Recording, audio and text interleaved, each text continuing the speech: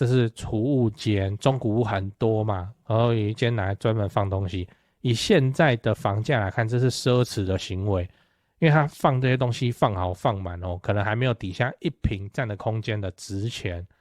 那改完以后可以变成什么样？改成这样，这样有谁不行？这种房间拿去卖都可以了，对吧？哦，一样，我们来看动画长什么样。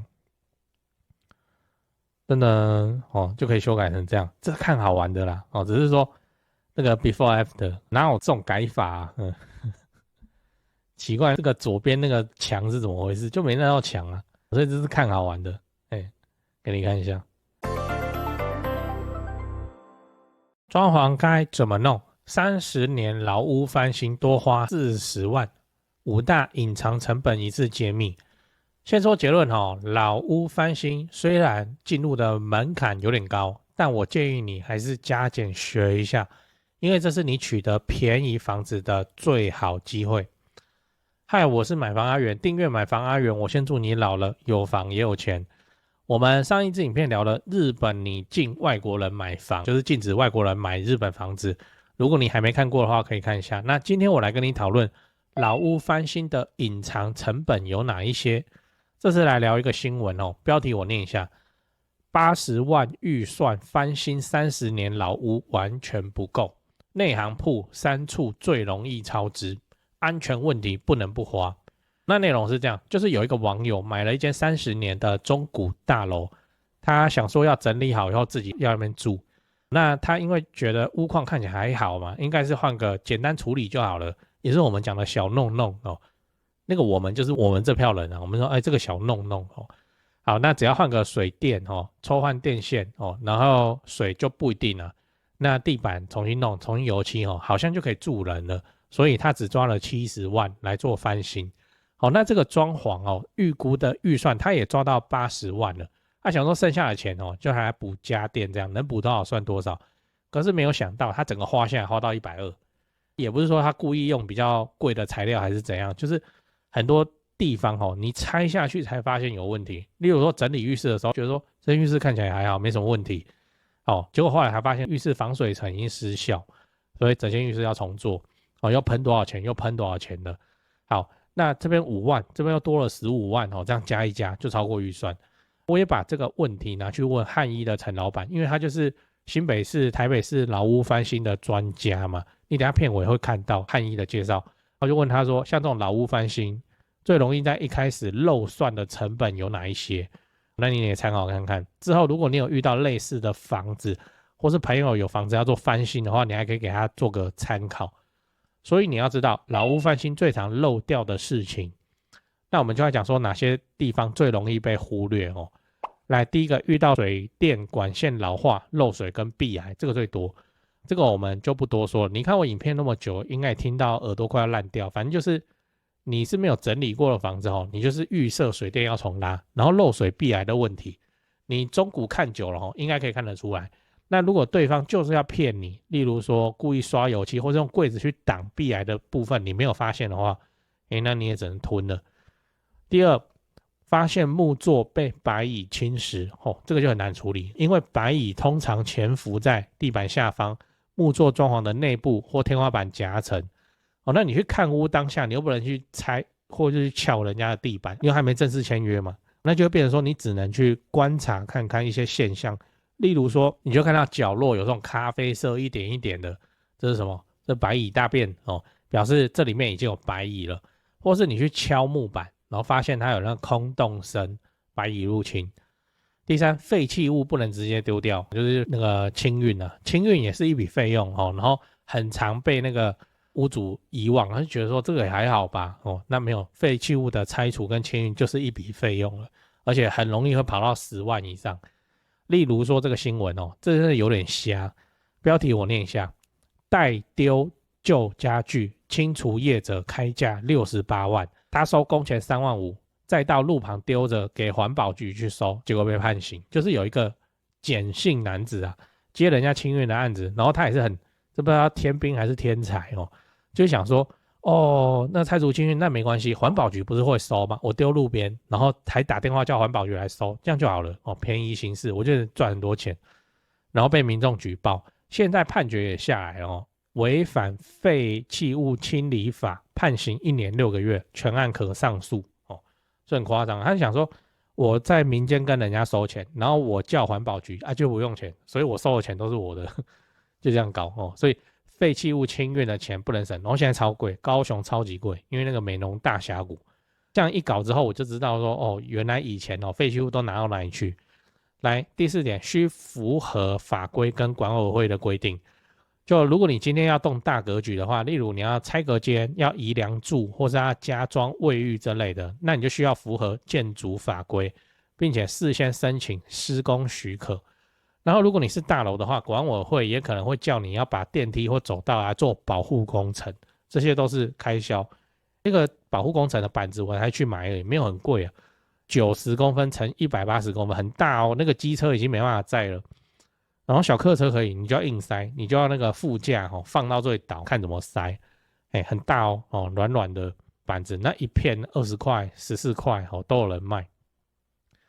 第5，各种工期延长造成的开销，这很可能会发生，因为缺工所以你的师傅们没办法那么精准去无缝衔接这样，或是我们刚才讲就发现问题了，那你就多一个工了。例如说你这边就要多做防水层，那工期自然要延长，还要试水干嘛的。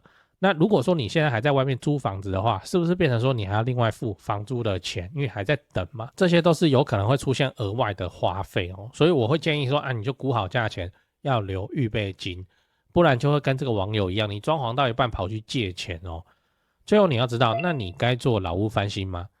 先说结论，可以做，因为我自己都在做了只有这样子你才有机会取得便宜的房子。当然我也知道说叫你处理那些有的没的，你平日要上班你是有什么办法处理但是这个技能练起来以后，你基本无敌，你知道，因为你的房屋取得成本很容易就会变成说实价登录最低，同个社区流最低就废墟嘛，所以屋主也不想处理那他就是便宜卖给你，那你就是看东看西看，一直杀价这样。要怎么输？实价登录最低，要怎么输？太难输了。当然，我也建议说，如果你是首购或是自住的房子，你就不要想说你自己来。那双北的话，你就找嘛，就我片尾会让你看到那个汉一陈老板，他就专门做这个老屋翻新的，可以找他们来咨询一下，有哪些地方细节要注意先让自己学习一个经验。然后，如果你后面你真的要去点这个老屋翻新的技能树，你再慢慢去点，甚至你也不用点了，因为学习成本真的是有点高。我现在已经搞到说我自己有一个工具间了，就是有一整面的柜子，全部都是开放式的架子啦，全部都是摆那些工具那如果你不想要搞成像我这样，你就是把软装的技法学一学简单的 DIY 学一学就好了。掌握软装的技法，已经可以来把租金拉高了。那老屋翻新的技能你只要先知道怎么抓预算，该做哪些就可以了。像我自己东摸西摸学到现在有专业技术的，有可能有生命安全的技术活，我还是一律请师傅弄，点工来弄。比方说冷气安装、高空冷气安装你自己 DIY， 你 DIY 成这样是干什么？你省这个钱立马没喝呀那危险，还是请专业的人来做。那其实整理房子没有想象中的那么难，你就是跟装潢公司配合个几次，然后看他们做个几次，你大概就知道怎么回事。当然有所谓的 make up 跟技术但是还是有大部分的地方你是可以自己跳下去 DIY 把它弄好的。讲完了我们整理一下，今天我们讲的老屋翻新的隐藏成本有哪些，以及可能造成的额外开销。那主要有以下5个。第1点，遇到水电管线老化、漏水跟壁癌。第2，发现木作被白蚁侵蚀。第3，废弃物不能直接丢掉。第4，需符合法规跟管委会规定。第5，各种工期延长造成的开销。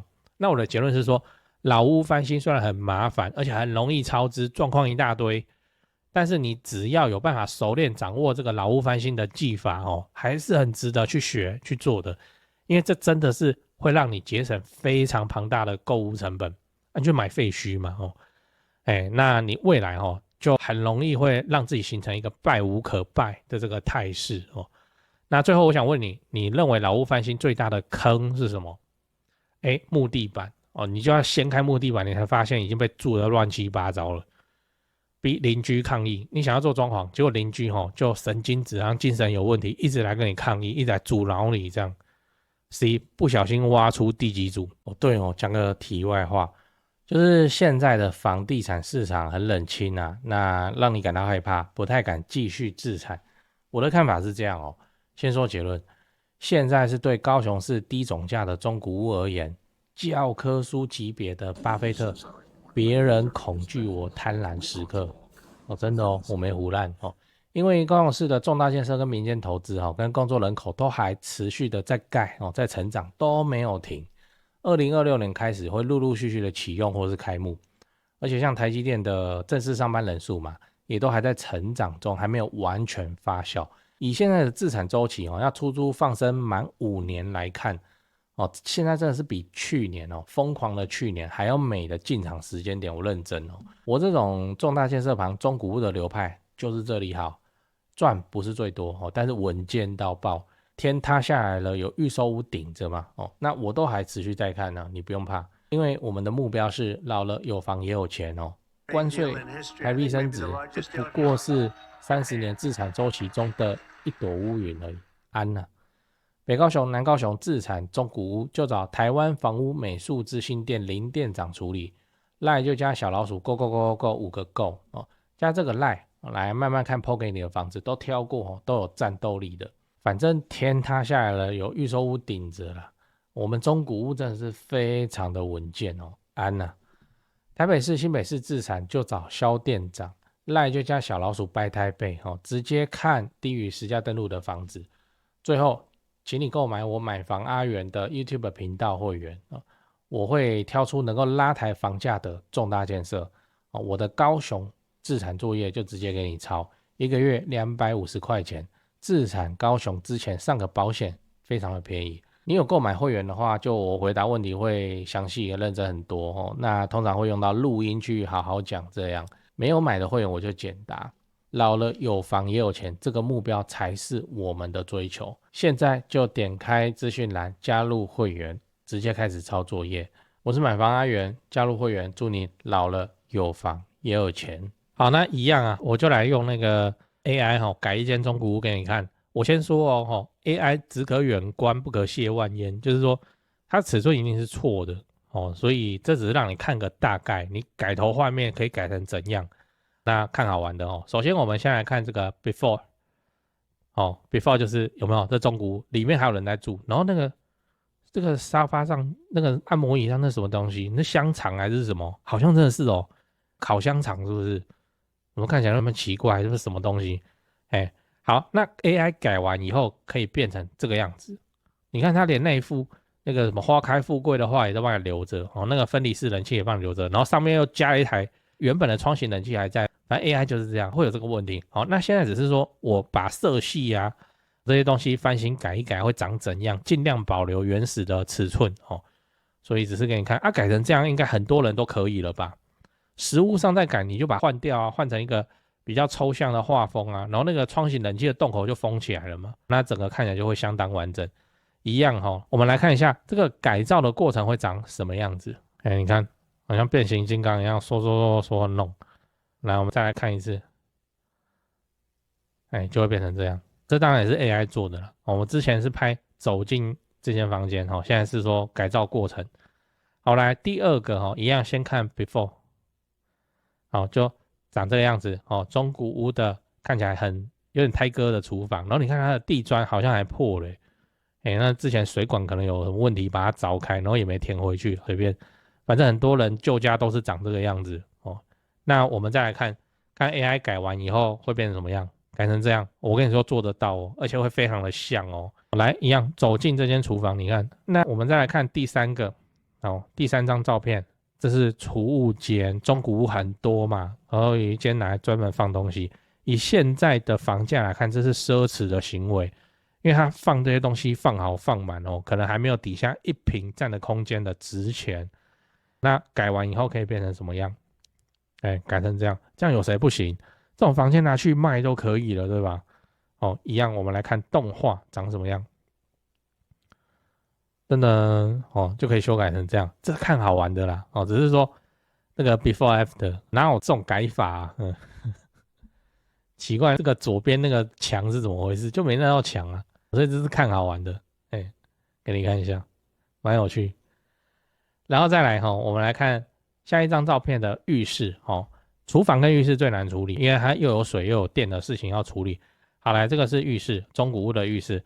虽然我们很多人哦都是在这种浴室里面长大的，可是你现在你结婚了，叫你的老婆去里面洗澡，在里面都不想多待，你知道，灯光又昏暗，然后干湿没分离，看起来就是我们改完以后可以变成怎么样？哦，还是干湿没分离。这间浴室的大小条件是够的啦。哦，来一样看动画，什么东西？反正就是这样改，改完哦可以变成这样，非常的像哦。实际上怎么样？实际上我们砖会重换嘛，就不会再贴这种东西。然后干湿分离看怎么样把它做出来。然后它地板是木纹的，不是乱搞哦，有木纹砖这种东西，就很漂亮。好，总之浴室的翻新哦，可以翻新成这个样子，我们都做得到，而且这个没有很难哦。用一下 AI 改房子给你看哦，那以后你看到中古屋你不用怕。那以上这些东西哦 DIY 其实都 DIY 的出来，包含马桶的拆除跟安装哦，都 DIY 的出来。所以就是看你有没有往这边发展。如果你没有要往这边发展，你又在新北的话，那你直接找汉一算了。那我就是自己做嘛，哦，做做看，做自己的房子，做朋友的房子，然后买齐了这些工具，下一次再做这些东西，我大概都会了。你最近在找室内装潢公司吗？我查到一个有趣的资料，讲给你听，就是说民众啊在找室内设计公司最讨厌遇到的几个状况。来，第一个，设计师承包商收款后跑路，对吧？哦，这确实很糟糕，因为这等于是装潢蟑螂，这就要打诉讼了。可是房子还是拆在那边哦，很讨厌这样。不过我知道有一家不会这样，因为他几千万的门市在家装潢都是老板自己买自己装的，哦，有那个财务的实力。那现场也有直接可以挑瓷砖、挑板材的地方哦，大门市找得到人，跑不掉。那真的做爆了的话，也兜得了底哦，都还赔得起。第二点是施工不良，日后漏水啊，我都施工了还漏水，这样这也确实很麻烦，因为都住进去了嘛。那到时候为了要修漏水，可能还影响到邻居哦，搞得家里又要变工地。不过我知道有一家不会这样啊，至少豪宅案子也是敢委托他们去做。那第三点是恶意追加费用，预算严重超支，这个也是很糟糕，就是通常是发生在那种跑单帮的设计师哦，就他是先低价报价，然后把案子接进来，然后后面再一直加，一直加，一直加，反正我都拆下去了，那你不加也不行。就会感觉像被绑架一样。这个我观众也反映过非常多这种情况。不过我知道有一家不会这样，因为他们就做10几年了哦。那这个案例上跟那个施工上跟他的售后去看他的 Google 评论评价就知道了。你刚刚看到的画面哦，全部都是他们家以前施工做过的案例照片。接下来我都放完工后的照片给你看。先说结论哦，台北市、新北市地区的朋友，反正就是蘆洲，他们店在蘆洲，蘆洲开车30-40分钟之内可以到的地区。那家里要装修或者自产的要装修，就找这一家室内装修公司先问问看，汉一室内装修，因为我有认识老板，那又加上很多双北的朋友在请我推荐室内设计公司，双北哦，什么老屋翻新啊、隔套啊、老公寓啊、预售屋交屋要整理要收租的。我就推荐这家汉一室内装修。汉一陈老板案件经验非常丰富，他给我历年来的施工照片，案场超过100场，照片超过27000多张，我都不知道怎么挑。那加这个 LINE 可以跟助理先描述你的需求，甚至直接传屋况的照片，初步谈一谈之后，应该就会去丈量了。室内设计是这样，就你找谁不是找，就是找而已嘛，就是怕被骗，怕被敲而已嘛。那我推荐，我信任汉一陈老板。那你的房子要装潢，那就找汉一室内装修，先加他们先去问一下。双北装潢就找汉一室内装修，买房阿元推荐，总是比在外面乱找还要安全一点。现在就加赖的 ID 是小老鼠HANYI 汉一。